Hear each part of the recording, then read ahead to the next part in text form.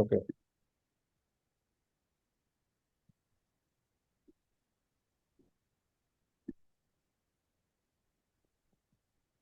Say, for example, you are in your default VPC simple EC2 folder.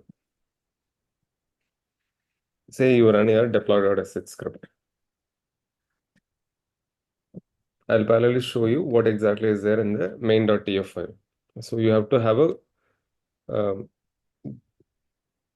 proper focus on the screen so that you understand what I'm saying. So when I say simple EC2, it means there is one single Terraform script that has everything in it. That is why I said simple EC2. If you look at the other folders, where's Amazon EC2, so EC2 where's Amazon, you will see minimum of 2 to 3 Terraform files. Is EC2 alone, there is a Terraform file. For other security group and all, there is another Terraform file. For all the variables, there is one more Terraform file. This will be little complex to understand, but you have to make sure that you understand. If I do a cd dot slash simple ec2, I'll go to this folder. So anybody has any questions so far, whatever I explained? Now I will go to main.tf file and show you few things. So provider is a first block that you need to write in your Terraform code to make sure whether you are provisioning in AWS cloud or Azure cloud and what region it is. So this is common for almost all the cloud because every cloud has a default value of region or maybe some other value over there. And provider will be like it will be Azure or Google Cloud like that. So if you look at the provider block for other clouds, you will definitely see similar ones. So if I simply go to ChatGPT and put this and then create a provider block for Azure and GCP, it will give you the proper this one, simple ones. This is a minimum block that you require in order to connect to that Azure cloud. It will be Azure RM, resource manager group. If you go to Google, it will be provider Google, and then there'll be region over here also. So if you look at this one, you don't have anything like region. Here it is talking about subscription ID. So you don't have to really look at your region. So client ID and client secret are similar to access key and secret key that you provide in your AWS configure. That gets stored in .aws credentials file. And along with that, you will have a config file that shows your region and output format. Any questions so far? Anyone? Feel free to ask me. Okay. Now I see that instance So, is yes. Good. the Vim command, what does it do exactly? Can you be a little clear? I mean, come closer to the The mic. Vim, the Vim command. Correct. What does it do exactly? See, it is just a advanced VI editor that is Vim. So you can use VI or Vim. Both are same. Vim shows you some different colors and all, but ultimately, I mean, nowadays VI is also had come up with all the new features. So you don't have to necessarily use Vim, you can still use VI. It is Yeah, just a but like, editor, that's all. okay, editor, as in like, you did Vim space main dot tf. Correct. Say any file if you want to create, for example, if you want to create a new file, you can use VA editor. See, what do you do normally if you want to create a new file? You go to your this one notepad or something. You just say create a new file and things like that, right? But here, since you are on the command line, you are supposed to create files from the command line itself. For that, it is a file editor command. VA is Okay. the file editor command. You can either open the existing file or create a new file using VA commands. If there is no file exist, it will create a new file for you. Clear? Okay. And the provider thing, I did not understand like what we did on the chat GPT and what I'll is it used for? I'll show you. So first, I'll just save a file. If I do ls, I'll see the file here, right? Rest other things, you can do a copy, you can do a move, all those things.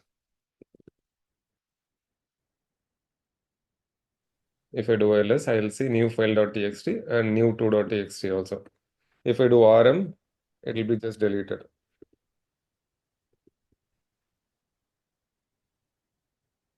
I don't need that, so I just deleted it. So these are all Hmm. very fundamental thing that you have to learn on a kind of a daily basis, few things, at least 5 to 6 commands on a daily basis. Okay. Now I'm moving on to the main.tf, sorry, provider.tf. So we provided provider block for AWS. So you can see that the second argument is AWS. That means we are trying to connect with AWS cloud in the region US East 1. So what is the, um, I mean, what is a provider block for Azure and provider block for Google, the similar ones? So I searched in the chat GPT and then it says provider block is Azure RM, resource manager, resource management or resource manager. We can just quickly check what it is also.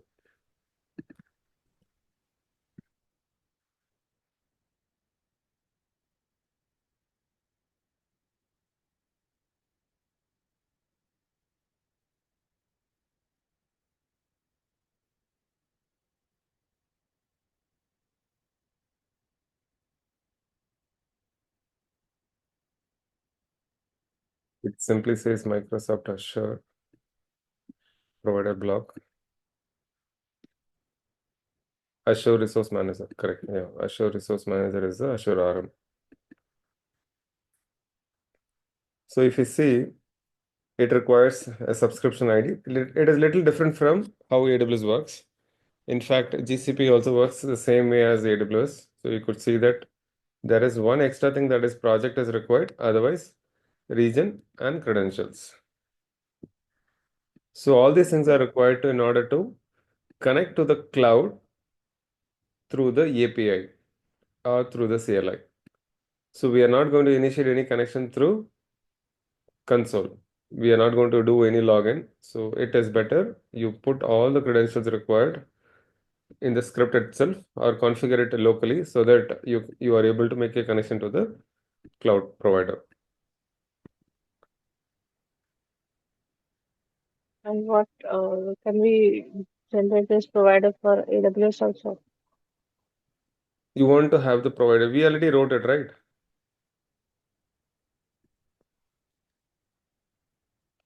Okay.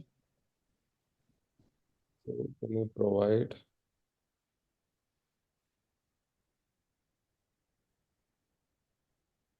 So only thing uh, it may have some differences. It may show you the credentials also inside. See, it is saying profile, right? So the same thing I have already done it. See, it clearly says set in .aws credentials folder file. So you have to run AWS configure dash dash profile, your profile name. That is one way of doing it. The other way of doing it is you can set the environment variable like this, and then you can start using it. You can also use role profile, role ARN. That is That's going to be a little difficult for you to understand at this point because instead of using the fixed credentials, you can use temporary credentials by using role.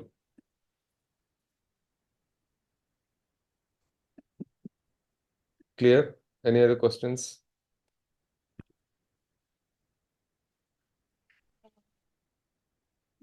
Okay. Confusion is less actually. Yeah. You have to Okay. spend some time. You have to also spend some time towards reading. I'll share the documents for you, for everyone. You can go through that particular document to understand, to have a better understanding on Terraform. Anyways, I mean, we haven't started anything towards Terraform classes, but before you do anything using this dot/deploy.sh, right? I want you to have a at least basic understanding of what you're doing. That is why. So when you do a ls, you can see that there is a my-key.pem, correct? This my-key.pem is generated through our script itself.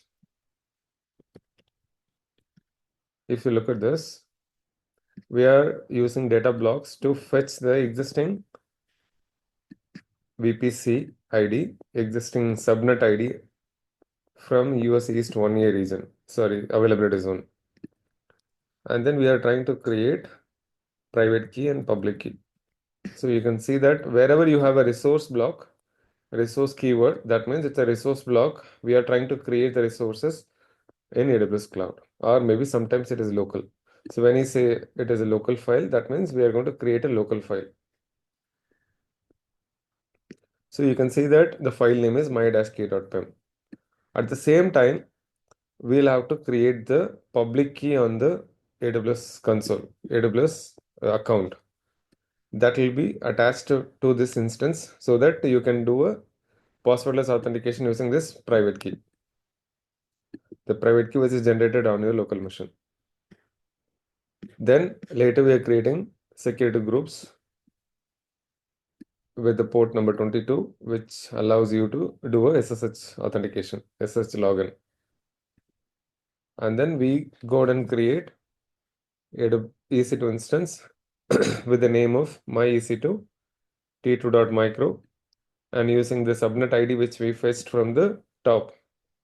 So if you look at this one, data.aws underscore subnet dot default dot ID, right? You will see almost exactly the same thing without the dot ID in the top.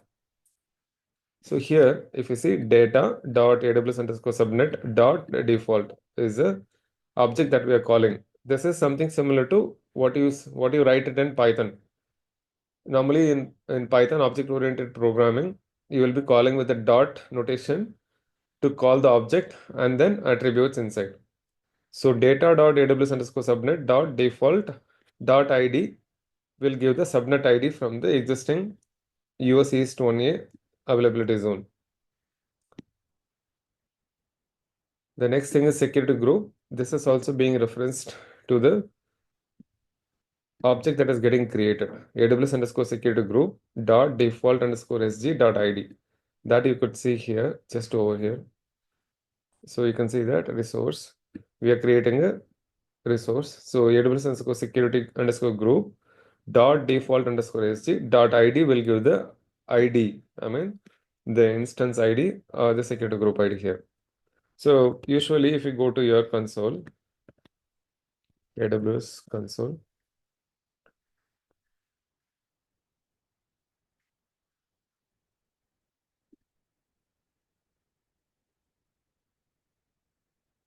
instance would have been created by now. You could see that instance as well and the keys that are created and security groups that are created.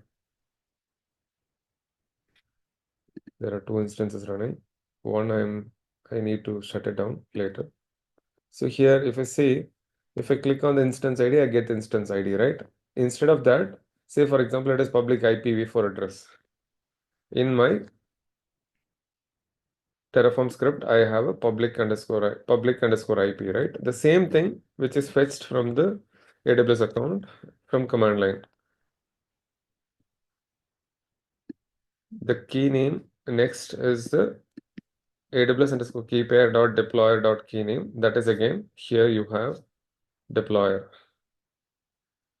So AWS underscore key pair dot deployer dot my key dot key name.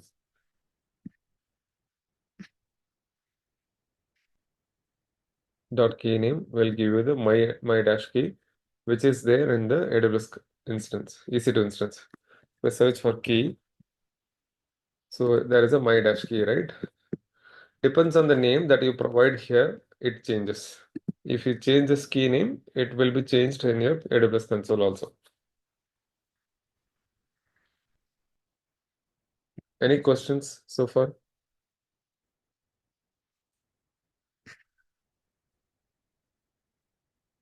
Okay. The main intent of explaining this is many people are having problems by when you are asked to connect to the EC2 instance. First of all, the reason why I asked you to provision EC2 instance from Terraform script is you need to learn Terraform anyways, and it'll be very handy to just run deploy.sh script to create an instance instead of you either writing a script, Terraform script, or you going to the console and then creating the instance. It becomes pretty simple, and every time you create a consistent EC2 instance. I mean, whenever people from our class create an EC2 instance, it exactly remains the same. Nobody is messing up with the instance type or the key name, anything. So if you do a ls after doing a deploy.sh, you will see my-key.pem. And if you want to see whether the files, the resources are created in AWS cloud, you have to make sure look at this terraform.tf state file and understand what resources have been created. So you can see that there are multiple resources created. You can just search for a particular instance type also, particular resource type also. Say, for example, AWS underscore instance. You can see that there is an instance created. So the way to search is you can do a slash in your command mode. If you do a slash and if you search for AWS underscore instance, you will see that there is a string which is matched. Similarly, you can by search for more by pressing n character.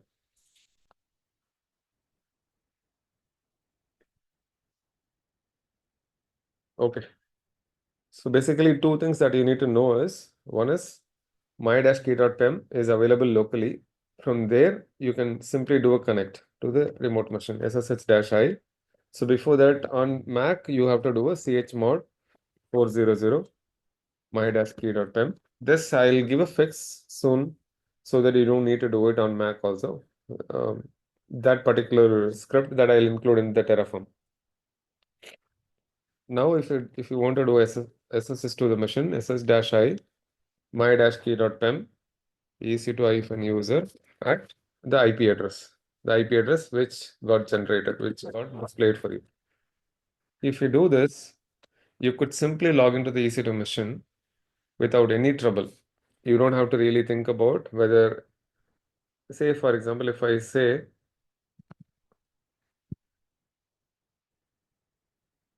simply a wrong folder, right? What do you get? It is not accessible, no such file or directory. That means you're giving the wrong file. That's all. That's pretty simple to understand. Ultimately, you will get this permission denied error because I mean it is trying to use some data and then trying to connect to the EC2 instance. So it says permission denied. So this error is very important. Warning, identity file, no such file or directory. This error is less important at this point because the first error is very important. You need to identify where the file is. Say, for example, if I want to use a different key file instead of this key, I have another key that is coming from because the other instance is also running host web page. I have another key which is created. Let me see. Or I'll go to downloads. I have to check where the temp file is.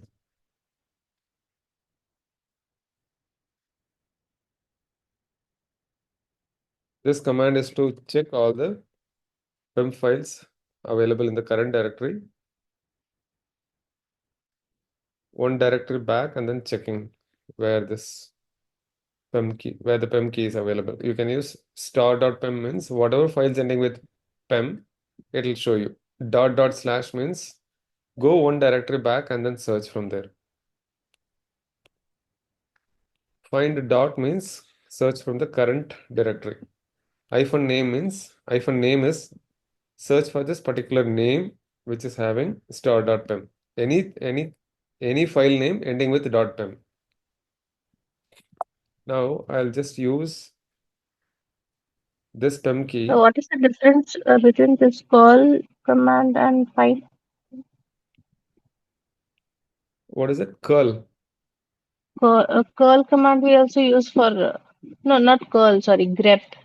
Okay, I'll explain. Grep command I'll explain.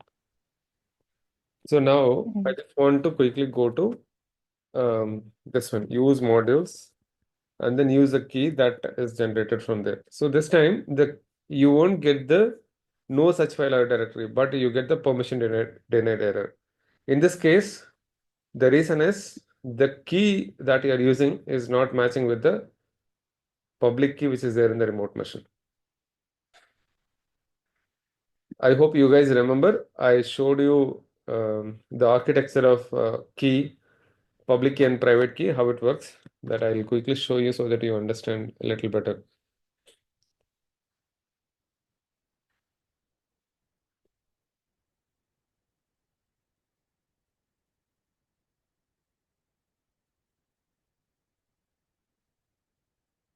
The reason why I'm covering all these things is you have to be fundamentally strong. Then only you'll be able to understand things whenever I'm teaching you little advanced topic.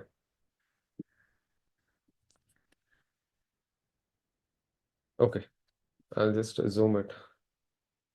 I don't know how can I view.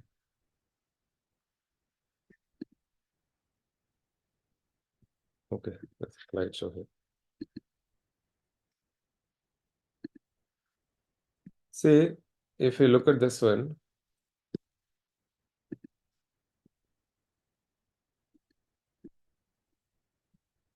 this is your local machine, right? Here you have the private key.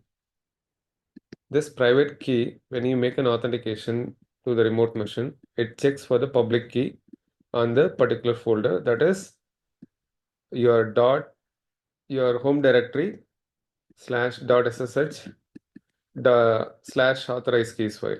So in that authorized keys file, whatever key is there, it thinks that it is a match. So what it does is it initiates a connection to the remote machine and he responds back with hello there. Then this guy encrypts that particular message and sends it across to the public key to decrypt it. If he is able to decrypt it, that means the public key is associated with the private key. If he is not able to do a decryption, that means there is a mismatch in the public key and private key, and ultimately the connection fails. That's what exactly we see here. So we are seeing the permission denied error.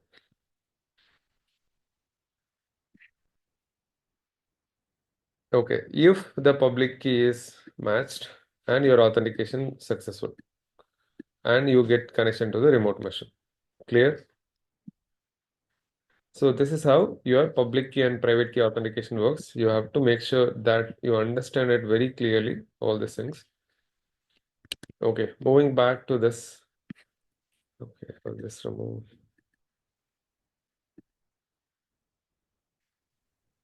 Sir, is this called a three-way handshake? Yeah, you can say that.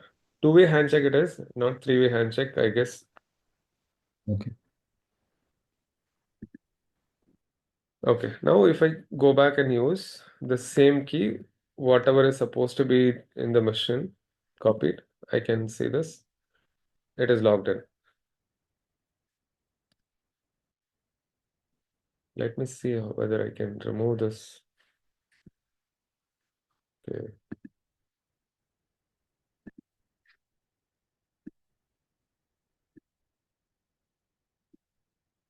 Okay. Like I showed you before, like I explained it before, the authorized keys file is there in dot ssh authorized case file. If you make some changes to this one, you will not be able to log into the machine. Okay, I'm coming back to the local machine. Any questions, anyone?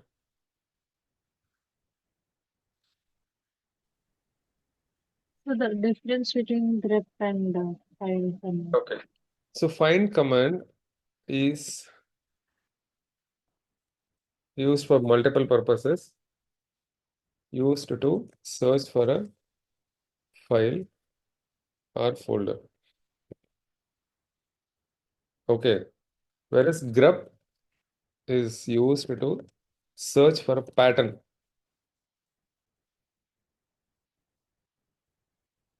in the file. Say, for example, if I want to see whether a provider is there, grep provider star. So it will search for all the files and it will show all the provider keyword wherever it is there. If I say grep minus L, it will show only the file name wherever the file is present. So since data is a directory, it doesn't try to search inside. You have to use dash capital R so that it shows you all the, it avoids or it doesn't prompt you this error. It will go recursively and then search for all the files. If you want to see AWS, you can also do it this way, or you can just remove dash L so that it shows you exactly wherever AWS key is present.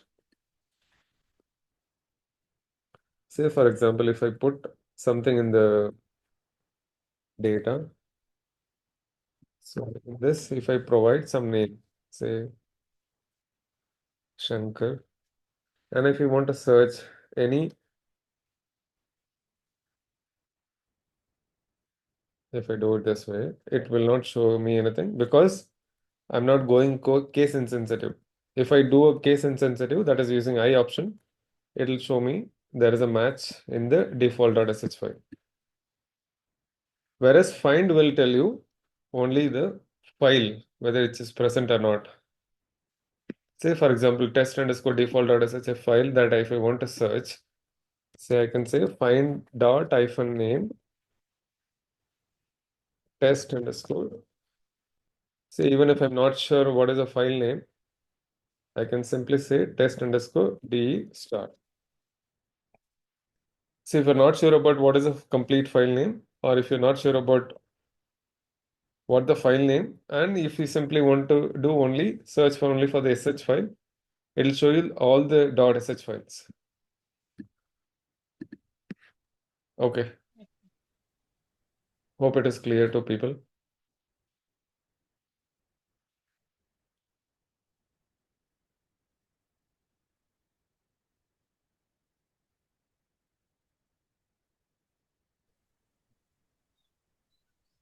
Okay, I would like to stop sharing my screen. Also, I stop recording the session.